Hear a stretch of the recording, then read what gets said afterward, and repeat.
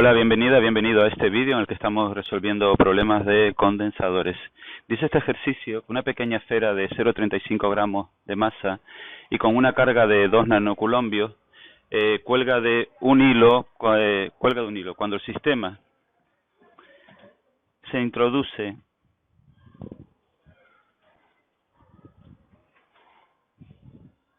entre dos placas verticales, planas y paralelas, cargadas, separadas entre sí 6 centímetros, se observa que el hilo forma un ángulo de 10 grados con la vertical. ¿Cuál es la diferencia de potencial entre las placas? Si un electrón abandona la placa negativa y llega a la placa positiva, ¿con qué velocidad lo hace?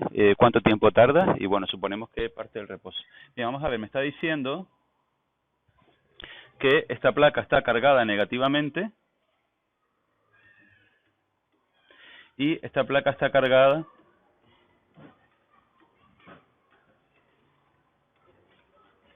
positivamente. Y que yo aquí en el interior voy a poner un hilito con una bolita que tiene una carga positiva. ¿Qué le va a pasar a esta carga positiva? Que evidentemente se alejará de la placa positiva y se acerca a la placa negativa, de tal manera que me está indicando que este ángulo con la vertical es de 10 grados. Pues bien, lo único que tengo que hacer aquí es indicar en este momento qué fuerzas están actuando sobre esa bolita. Y evidentemente, por un lado tendremos el peso, por otro lado la fuerza electrostática y finalmente la tensión en el hilo. Observen además que si yo trazo aquí la paralela a la vertical, este ángulo sería de 10 grados. Y por tanto, esta componente que va hacia arriba, esta sería t coseno de 10. Y esta que va hacia la placa positiva sería t seno de 10. Por tanto, como hay un equilibrio de fuerzas, puesto que la bolita ahí está en equilibrio, puedo asegurar que t seno de 10 es igual a la fuerza eléctrica. Y por otro lado, que t coseno de 10 es igual al peso. Muy bien, por ejemplo, puedo despejar de aquí la tensión. Tensión sería peso coseno de 10 grados. Y me vengo aquí ahora y donde está la t, voy a poner lo que vale. Sustituyo la t por peso entre coseno de 10 grados por el seno de 10 grados es igual a la fuerza electrostática. Me está pidiendo que haya la diferencia de potencial entre las placas, es decir, que si esta placa es A y esta placa es B, entre esas placas tiene que haber una diferencia de voltaje. Es condición necesaria que exista una diferencia de voltaje para que aparezca un campo electrostático. Porque recordemos que VA menos VB era igual a E por D.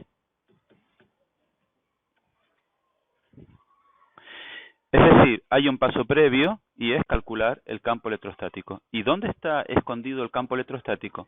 El campo electrostático está escondido aquí, en la fuerza electrostática. Porque recordemos que fuerza electrostática era Q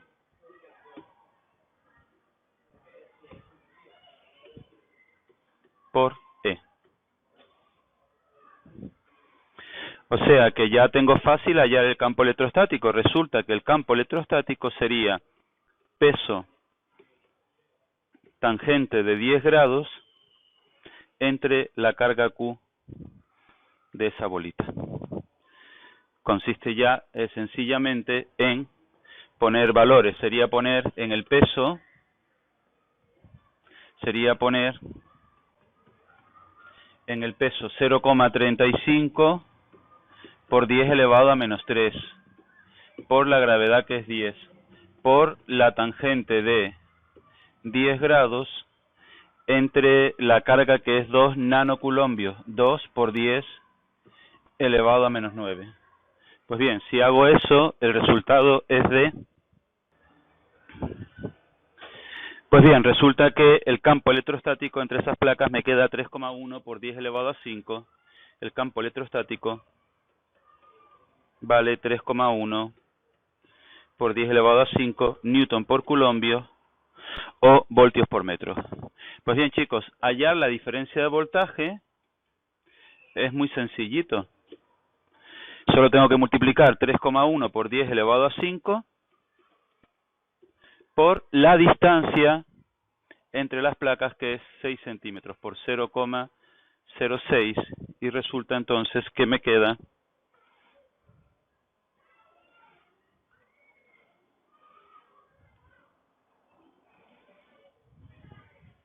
18.500 voltios. La diferencia de voltaje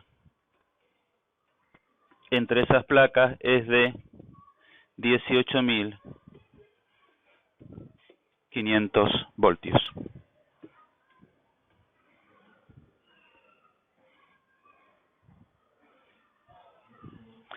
Un detalle curioso, aquí nos ha pedido la diferencia de voltaje. Existe otra opción, y es que te pidan la densidad de carga que existe en cada una de estas placas, porque recordemos que en cada una de estas placas existe una densidad de carga sigma. ¿Cómo sería? Se hace exactamente igual, Vienes y calculas el campo electrostático, que vale 3,1 por 10 elevado a 5. Pues bien, recordemos entonces que el campo electrostático entre las placas de un condensador valía sigma entre epsilon sub 0, como bien se encargó de demostrar el gran Gauss. Y entonces, lo único que tienes que hacer para hallar sigma, si te hubiese preguntado eso, sería hacer epsilon sub 0 por el campo electrostático. Es decir, que en ese caso sigma sería 8,82 por 10 elevado a menos 12 por el campo electrostático, que si no recuerdo mal era 3,1 por 10 elevado a 5. Y por tanto, en ese caso sigma vale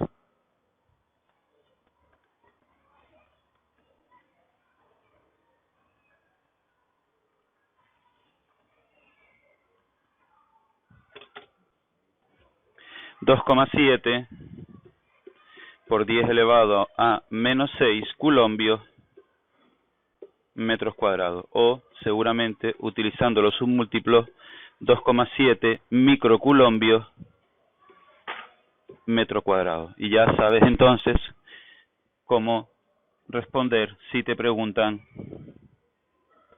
por la densidad de carga. Dice ahora que un electrón, aquí tenemos la placa negativa y aquí tenemos la placa positiva, y que un electrón va a saltar de esta placa y va a ir hacia esta, impactando aquí con una velocidad v. Y nos está pidiendo que hallemos con qué velocidad impacta. Pues bien, esto es muy facilito. Simplemente sería hallar la aceleración y poner que velocidad final al cuadrado es inicial al cuadrado más 2a por la distancia de entre las placas, que es 6 centímetros. Y pues como siempre, chicos, aplicando la segunda ley de Newton, fuerza igual masa por aceleración. ¿Qué fuerza está actuando sobre ese electrón? La fuerza electrostática. ¿Cuánto vale la fuerza electrostática? La fuerza electrostática vale Q por E.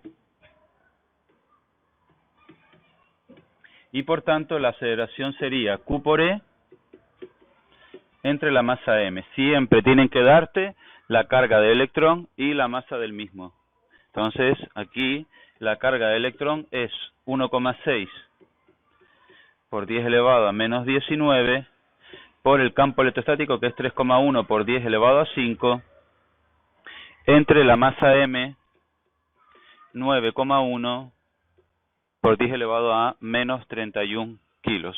Y eso nos da como resultado, bien, y nos queda 5,45 por 10 elevado a 16 metros segundo cuadrado. Pues chicos, ya es facilito, mira. Entonces, V es raíz cuadrada de 0 al cuadrado más 2 por 5,45 por 10 elevado a 16 y la distancia 6 centímetros en metros. Por tanto, me va a quedar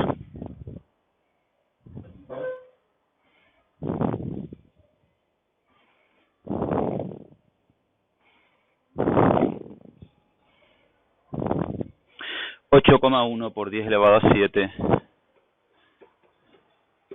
Si no me he equivocado, 8,1 por 10 elevado a 7 metros por segundo. Esa es la velocidad con la que impacta. Fíjense que ya esta velocidad es la décima parte de la velocidad de la luz. Por tanto, aquí, en este problema, que no lo estamos considerando, aparecerían ya los efectos relativistas.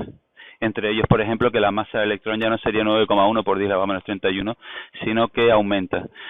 Porque, como veremos más adelante, la masa de una partícula es proporcional a su velocidad. Más velocidad, más masa. Pero nosotros no tenemos en cuenta ese efecto ahora mismo. Bien, pues existe otra forma de resolver este problema. Ah, por cierto, ¿y el tiempo? Pues nada, velocidad final es igual a velocidad inicial más aceleración por el tiempo. Es decir, que el tiempo sería velocidad final 8,1 por 10 elevado a 7 entre la aceleración que era 5,45 por 10 elevado a 16. Fíjate que el tiempo viene siendo en orden de magnitud un 10 elevado a menos 11. 10 elevado a menos 11 segundos. No tengo ganas de estar calculándolo, pero quiero que aprecien que estamos hablando de casi una billonésima de segundo lo que tarda en saltar, para que se hagan una idea. Lo que tarda en recorrer esos 6 centímetros. Bien, hemos hecho un razonamiento dinámico basado en fuerza y hemos hallado la aceleración, pero también podemos hacer un razonamiento energético de pierde igual gana. De tal manera que yo podía haber hecho que el electrón cuando salta de aquí a aquí, lo que pierde por un lado, lo gana por otro. ¿Qué está perdiendo? Energía potencial electrostática. ¿Qué está ganando? Energía cinética. Energía potencial electrostática que pierde Q por la diferencia de voltaje. Energía cinética que gana 1/2 de la masa por la velocidad al cuadrado. Pues fíjate, es algo tan sencillito como despejar de aquí la velocidad. La velocidad entonces sería raíz de 2Q por la diferencia de voltaje entre la masa m. Y lo único que tengo que hacer entonces sería escribir que la velocidad es raíz de 2 por 1,6 por 10 elevado a menos 19. La diferencia de voltaje creo recordar que era 18.500 entre la masa m 9,1 por 10 elevado a menos 31. Pues bien chicos, si esto es verdad, cuando ahora coja la calculadora y resuelva esa raíz cuadrada, me tiene que dar lo que me dio antes, que creo recordar que era 8,1 por 10 elevado a 7 metros por segundo. Vamos a hacerlo. Y efectivamente me queda, lo acabo de hacer y queda 8,1 por 10 elevado a 7 metros por segundo. De manera que también podía haber calculado la velocidad que llega con un razonamiento energético del tipo la única fuerza que está actuando es la fuerza conservativa, y recordemos que las fuerzas conservativas, como su propio nombre indica, conservan energía mecánica, y por tanto lo que esa partícula pierde por un lado de energía lo está ganando por otro lado.